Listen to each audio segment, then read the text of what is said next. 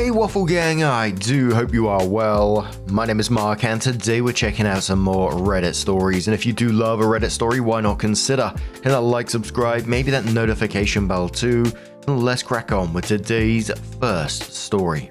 Much love guys. Now today's first story comes from Morton Murphy from the Neighbors from Hell subreddit. Ooh, love it. And it has multiple updates as well. It's titled, Teenagers Pushed Us Too Far and Probably Got Their Family Evicted. I try to be a polite neighbor. You're not going to see me often and I won't seek out conversation. But when new neighbors move in, I will go and introduce myself and offer mine and my spouse's phone number. This is a nice neighborhood. It's completely normal to give Christmas baskets or let someone's dog out if they need it. Stuff we did for our previous next door neighbors. No one would complain about a random party on a holiday weekend. I wouldn't be bothered by your kids playing loudly on the sidewalk. People behave but aren't unreasonable about expectations, especially since we live in townhouses that are all connected. There's just no way to eliminate all neighbor noise. All this to say that I don't think we have unreasonable community expectations. Since these new neighbors moved in the vacant rental next to ours, we have had nothing but trouble. They've only been here a couple of months, but they are the second worst neighbors we have ever had. The absolute worst was a couple at our first apartment who resolved conflicts via fisticuffs. The first annoyance was a normal one. Their bass was too loud through the walls, a common problem since people aren't aware of how thin the walls are. We did the same thing. Our previous neighbors text, we apologized and adjusted settings, confirmed they couldn't hear it anymore, and all was well. We worked from home and needed to be in meetings, so we went over to ask them to turn it down and no one answered. Finally, we texted the mother, and the music only happened in late afternoon between the time when her kids would get home from school and when she would get home from work. Since it was a couple of hours maximum, we let it go and didn't schedule any meetings during those times. We were kids once too. Then spring break happened. Either the mother works both days and nights or simply spends 18 out of the 24 hours outside the house. Twice in one night, my husband had to sternly tell her daughter's friends to stop looking in our cars, leaning on our cars and screaming after midnight. 5 feet from our front door, by the way. And the next night, we catch them doing it again. My husband opens the door to one of the drunk little idiots popping a squat and pissing less than a foot from our car. My husband, being a reasonable man, starts yelling angrily at them for pissing in front of our door. The hooligan closest to sober remembered basic survival instincts and began wrangling the rest of them into the house, apologizing sloppily but profusely. Apparently a very angry, very big, very bearded man yelling, "We'll do that to ya." Later we have yet another text exchange with the mother. We make our stance known and I'm quite proud of myself for keeping my temper in check. She said she will handle it and we end the conversation on good terms. Even then we were willing to try and be nice and give them another chance. We were little arsehole teens once and chalked it up to the high of spring break. We hosed off the pavement and tried to generate a level of patience hitherto unforeseen in either of us. We had about a week of peace, but the good times couldn't last. The teen girls have developed a small collective of devoted derelict boys who hang around outside their house several afternoons a week. They once again leaned on our cars, looked into our cars, and were little arseholes when my husband came outside. They tried to mouth off, but when he asked them to repeat themselves, they scuttled down the sidewalk. Rinse and repeat for a couple of weeks. That brings us to last night. We're fun and exciting people, so we're idly scrolling our phones while watching something. Suddenly there was a loud bang, and we noticed a phone flashlight on our back patio. It had broken through our fence and was scrambling for a way out. We hear/vaguely see whoever it is crash through our garbage cans on the other side. His options were either to run that course, risk the 10-foot drop into woods, or escalate to breaking and entering an estate where he probably would have become a statistic. In an obviously rare moment of intelligence, he chose the first option. The whole thing freaks us the hell out, and by the time we get our heads on right and go out front, we see those goddamn teens scattering through the neighborhood like mice. One of them didn't get far enough away and tried to casually act like he was just walking by. When we confronted him, he was clearly rattled. We weren't about to detain a child, because we're not psychotic, so we let him go. He scampered off to wherever the little shits go when they're not ruining everyone's evening. The neighbor on the other side of the problem house had someone break into their back area, as well as go in the opposite direction, and I panicked. I reached out to the mum, convinced her daughters may have been hurt or they were robbed. She brushed me off and got a little rude when I told her the trespassers had definitely come from her house, and that every other neighbor said the same thing. That is until a random uncle appeared, driven home by someone else. He listened to us and fed us the usual bullshit people do when they don't want to deal with anything. Lots of empty apologies and excuses for why the kids are alone, but apparently he told the mum that 4 adults were all saying the same thing. The working theory is that the boyfriends somehow knew an adult was coming back, probably location sharing, so they panicked and left out the back. The mum tried to walk back her attitude and apologized after hearing how many witnesses there were, but I'm not very forgiving once I'm at a certain point. It's something I'm working on. I did not accept her apology. Later, when we reviewed our camera footage from the whole night, we saw the same little shit we stopped go into her house with the others about an hour before they trespassed. The same little shits came back later after the trespassing and lean on our cars, climb on our cars and film themselves lip syncing for whatever reason, so we decided to go nuclear. To quote the certified badass, Cobra Bubbles, "Thus far, you have been adrift in the sheltered harbor of my patience." Mummy Dearest had no way of knowing this, but the neighbors we were friendly with that had lived there before, they were very good friends with the homeowner. It was very easy to get his number from them, text him, and bing bang boom, suddenly my husband is on the phone with a very embarrassed guy who apologizes and were much more coherent than Piss Girl's friend. He was really very appreciative of the Google Drive link with a video of every single issue we have had. A few I've left out just to save space, complete with timestamps. The other neighbors got his phone number as well. We learned some interesting info from him. The mum gave us a different name than the one he had. They were only supposed to be 2 people total living there. We see 5 or more living there regularly. Other fun things I'll leave to your vivid imaginations. Needless to say, they're in violation of their lease with just this, but one thing my husband and I have in common is that we are very thorough. So the next step was the police report. Did you know that in my state you can file a non-emergency report online for things like someone on your back porch late at night or people casing your car? It's really very easy. Our HOA isn't open until Monday, but they had a nice little contact page we filled out. The other neighbors also filled reports and contacted the HOA. However bad my Saturday night was, I think their upcoming week might be worse. My husband informed the mother via text of all the steps we had taken and that our camera's always on, front and back. She had been silent and absent from the home since I did not accept her apology last night and laid out exactly how much trouble her kids have been when she's not around, which is always. Not sure what will happen next. A little concerned about retaliation from the little dingleberries. But now we have a paper trail, an immediate line of communication to the landlord, and they're aware they've been being recorded the entire time. Any escalation beyond this is their choice.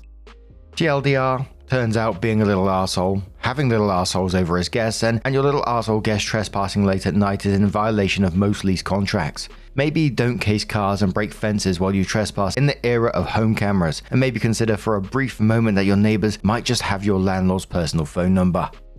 So the top commenter simply said to OP, they didn't get evicted because of one mistake. They got evicted because they treated the neighborhood like a free trial for bad decisions. OP says, I don't know if the eviction is actually in motion yet or what, but based on how upset the landlord was, I would be shocked if they are here next month. Commenter replies saying the month changes in a few days. You will know if the landlord takes the rent. Your next door jerks are staying. I hope not, but landlords and the chance to increase rent for more tenants that are already there, it's hard to pass up. OP says, you'll be happy to hear he's not our landlord. It won't affect our monthly budget in any way if they are evicted. Commenter says, wait, it is not your budget I'm talking about. Your second worst neighbors may not get evicted. They might just get a rent increase and an admonishment. OP replies saying, in our state, violating a lease is curtains on your tenancy unless you have a particularly patient landlord. That doesn't happen often, and HOAs are particularly powerful here. They can fine the owner into oblivion for the tenant not following community guidelines while evicting the tenant themselves. They only allow renters that follow community guidelines, full stop. Considering their office is going to open up this week to multiple complaints about one family, I'm hopeful. So between all the lease violations and not following HOA guidelines, which also violated their contract, the landlord might actually have to evict them if he wants to keep being able to rent out his place at all. Commenter replies saying that because the landlord finding out there are extra people living there and the fake names probably made his soul leave his body instantly. That's nightmare tenant speedrun behavior. OP says between that, the trespassing, the payment problems the landlord said he's been having, the P incident and all the videos of these incidents we send, he said he's pulling out all the stops. We may get to see a show starring the sheriff's department at the end of the month. Sarah Just Me says eviction is a process and at the very least requires 30-day notice.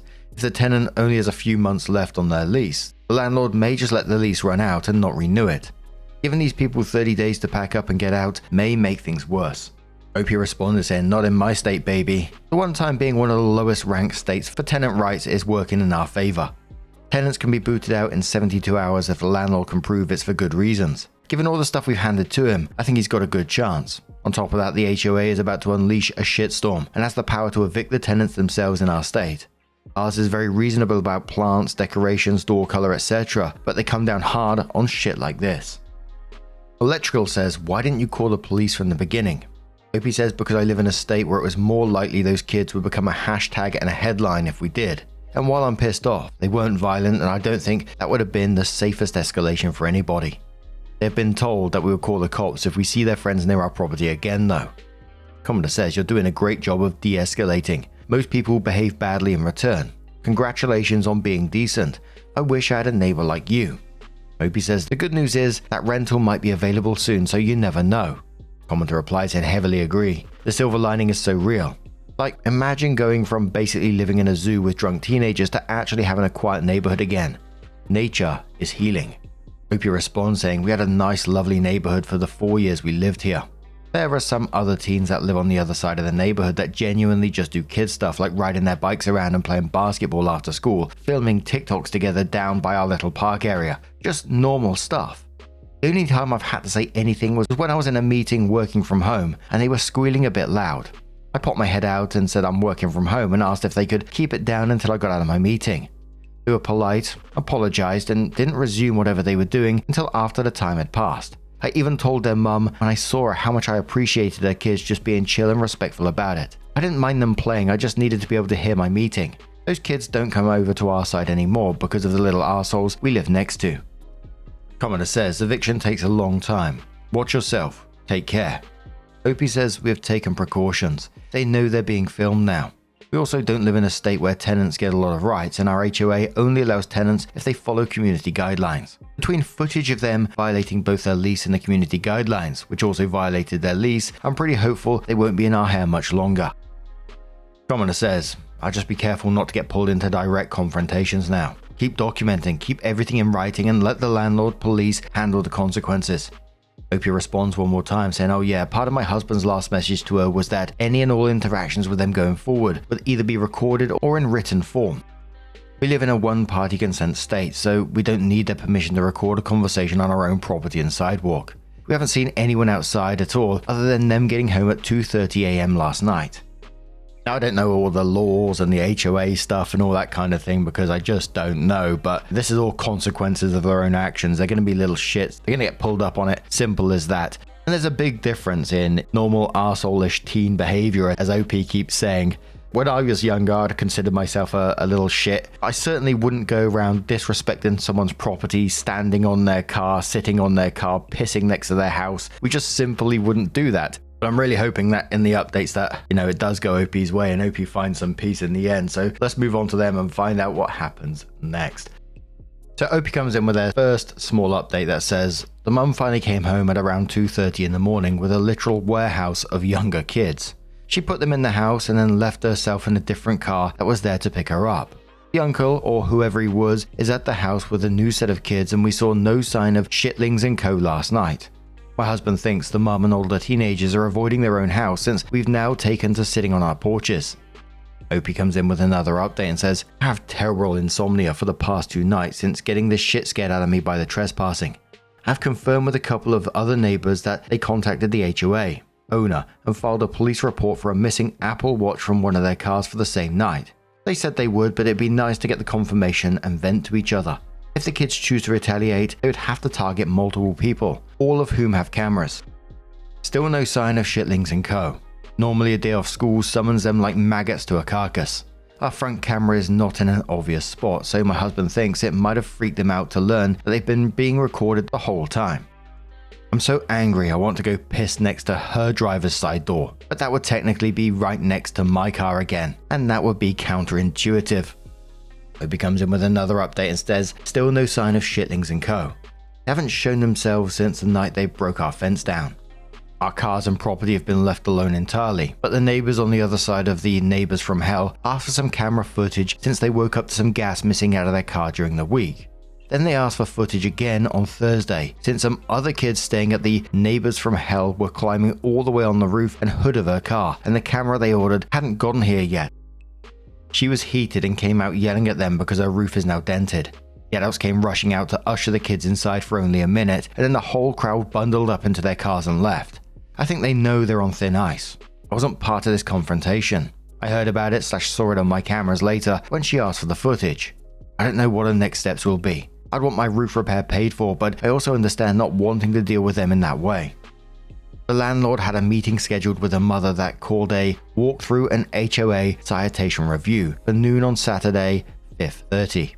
She claimed a family emergency and asked to push it back until Sunday at noon. Then she asked to push it back until 5. The landlord was openly irritated by the third scheduling. He offered this information, by the way. We did not ask. The landlord ended yesterday by reporting he had told the mum what her options were going forward. What those options entail, he did not say. It's been eerily quiet since yesterday evening when he told us that. I don't want to speculate since I genuinely have no information beyond this. All I know is I heard vacuuming and cleaning for a while on Sunday. Normal amount for landlord visit in my opinion, and then absolute silence. I hope this is concluded, but based on my experience with teenagers like Shitlings and co, they tend to forget lessons pretty quick. Hopefully the landlord and whatever he said helped the neighbors understand the precarious position their teenagers' friends put them in. So it was a month and 20 days after this that Opie came back in with her update and said thankfully the conclusion to this whole situation is not dramatic. After we went nuclear, we had absolutely no issues except for the couple of things from small updates on the last post. After the first weekend of June, we barely even saw signs of human life. If it hadn't been for the car appearing and disappearing, I would have thought they'd already been kicked out. I'm not sure what happened inside, but the only activity was a U-Haul parked there on and off over a couple of days a couple of weeks ago. I haven't seen either of the teenage girls since the landlord meeting. I know that my own mother would have tied me up like a pretzel and shipped me off to Camp Green Lake to dig holes for a year. Shitlings and co disappeared off the face of the earth for a couple of weeks, although we did see a couple of them walking back from a nearby gas station a few days ago, so they're clearly still around the neighborhood. I guess doing TikTok dances on the hoods of neighbors' cars, breaking down fences, and ultimately helping get her family evicted is not a good way to keep your girl interested. Young love is tough that way. Today, ETA, yesterday, I wrote this late last night. The landlord came by to ask how things have been and to let us know they were officially evicted a couple of weeks ago. They've been having payment problems as well. Both us and the neighbors on the other side of the problem house submitted HOA complaints and police reports that helped him push things along, and he seemed to really appreciate it. The power of documentation once again proves itself. I'm personally a bit conflicted now that the anger from my first post has cooled off a bit. To reiterate, we never had a problem with regular neighbor noise and would never have complained about that. We want kids to play on our sidewalk. We want friends to chat in the parking lot. I don't care if you have a party on the weekend. Pissing drunk next to my car, screaming outside our bedroom windows at 2 AM on a weeknight, blasting bass hard enough to rattle the pictures on my walls, and breaking into our back patio area late at night do not fall under normal neighbor noise and activities. On one hand, life is already hard for a single parent, and I wish that we could have worked things out between us as neighbors without getting all litigious. But on the other hand, we did try talking it out between adults first, and maybe don't piss off your neighbors, violate your lease, and not pay rent. Hopefully they found a place that works for them, and I hope those kids don't keep making their mum's life hard. TLDR, they're evicted. Had been for a couple of weeks. We suspected as much after seeing them pack a U-Haul, but otherwise wanted to mind our own business and be done with the situation. Landlord came by to confirm and say thanks earlier today. Harvey says, oof, struggling single mom with teens that are hard to control while working 2 or more jobs at odd hours. That eviction could legitimately ruin her life. I don't know man, something makes me feel like this was not remotely a proportional response to teens being teens, and there are a lot of better ways to try and handle this before making a family homeless. I've been a wayward youth of divorce, and making friends with your neighbors and learning not to shit where you eat, so to speak, is a very important life skill they clearly needed help with. Opie says, did you read the first post at all? We tried to talk to the mum first, multiple times. Someone urinated next to our car on video 4 feet from our front door, screaming at 2 AM on a weeknight. Then they broke into our back patio by busting our fence down, and that was the last straw. We tried for months not to go nuclear. At a certain point, it goes from being a patient neighbor to being a doormat. Paige says fair outcome. You didn't get them evicted. Their repeated choices did. Hopefully it's a wake-up call, because ignoring warnings, breaking the lease and not paying rent is a disaster recipe no family can outrun. Opie says, like I said in the first post, we really tried to talk things out with the mum first, several times. My husband grew up bouncing around because the people in his family didn't know how to act, and that's not something I want for any kid. One more commenter says, happy for you. I don't think a good landlord should provide that kind of specific information, specifically that they were having payment issues. Also, I'm betting that if they had paid, it'd still be your problem. It wasn't the disturbance that caused the eviction. Opie says, oh, I agree with you entirely on the information part. Not so sure about the second point. In our state, HOAs are very powerful, and violating HOA guidelines is a good way to get renting banned from the neighborhood. And there was a couple of comments talking about Opie getting them evicted, but they have this all backwards. The family wasn't removed because of one complaint. They were evicted because they repeatedly violated the lease, ignored warnings, had multiple neighbors documenting the same issues, and were already having payment problems. The documentation just made it impossible for the landlord to ignore anymore. And OP wasn't trying to be heartless. They understood that life is hard for a single parent and wished it hadn't have come to this. But at the same time, that doesn't mean accepting people breaking into your property and making the neighborhood miserable. OP gave them chances, and in the end they shot themselves in the foot, like multiple times. It gave me flashbacks to my younger years. Here we go, right? And if you've been here for a while, you know I've met a whole bunch of nightmare neighbors, but this particular family, I remember when I was younger, a woman moved into one of the flats above me, and I think it was above me, but 4 doors along. And for about 3 months, it was absolute chaos. There was parties several nights a week, and it was proper loud music until 3 a.m. And because there was a balcony out the front of theirs that overhang where we lived, they was always out on the front as well, sitting on chairs outside. So there was loud outside as well. The door was open, music was blasting out, and there was just people coming at all hours. And on the side of where we lived, to get up to the top, there was metal stairs. So people walking up these metal stairs, it was bloody loud in the house all the time. There was obvious drug use as well. I mean, you could smell it. And other drugs going on too. And her kids knew some kids that were from another estate where there was troublemakers there as well. And they would come round and bloody hell, they would break into people's sheds at the front for stealing bikes and various shit like that. And they didn't care if they were seen. Because honestly, even though the police knew about these people, they would still get away with it because they would just dump the bikes in a bush somewhere and then go pick them up another time. But after one of her parties, she'd sober up the next day, apologize to everyone and sort of promise it wouldn't happen again. And this repeated pattern went on for ages. It took the council ages to do absolutely anything. They want people to record the noise and all this kind of thing. And there was loads of people complaining about it. So the same thing would repeatedly happen time and time again the following weekend.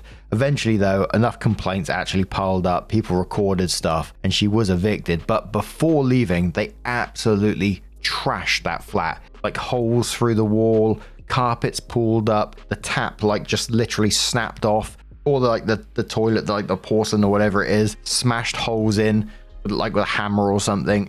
Kitchen cupboards pulled off the wall, and I don't know if they faced any consequences because of that. You would have thought so, but I doubt it at the same time. It was just a wild time. But it's like I said before, they would get kicked out of that flat and they get moved to another estate, a similar kind of area, and then that pattern will repeat until the council just gets fed up and just lets them stay there. But again, like in this story, there were some of the neighbors around who liked her and went to her parties, and the neighbors got her kicked out. But the reality was she got herself evicted after months of ignoring every chance she was given, and she was given chances. Anyway, you guys have got me off on one again. What do you guys make of today's story? Do you have your own nightmare neighbor story? Don't forget to share it on r/Mark Narrations. Maybe we can do our own little Mark Narrations Nightmare Neighbors episode. Let us know your thoughts down in the comments below. And just a huge thank you for being here today, getting involved in the stories, your love, your support, your time. It always means the absolute world to me. So thank you so much for being here. And hopefully I'm going to see you in the next one. Take care and much love.